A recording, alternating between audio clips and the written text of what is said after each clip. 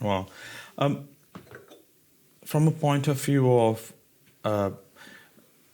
what's the overlap between the term disability and epilepsy and vice versa, and does epilepsy is considered a disability or other way around? 1 in 4 people with intellectual disability will also have epilepsy. Epilepsy is a stand alone condition, is not considered a disability. However, if you speak to many people with epilepsy, they would beg to differ and say that their life is impacted in numerous ways on a day-to-day basis. People can be having tens of seizures a week. Other people, they may be seizure-free, but it doesn't mean the epilepsy is not impacting them. They have medication side effects.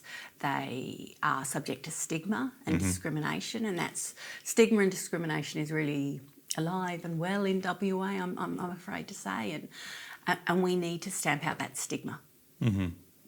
And in terms of NDIS, it can be very difficult for people with epilepsy to actually get onto the NDIS because it's not classed as a disability.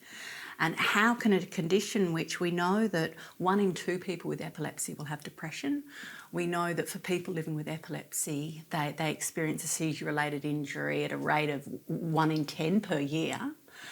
How can this complex condition not be considered a disability?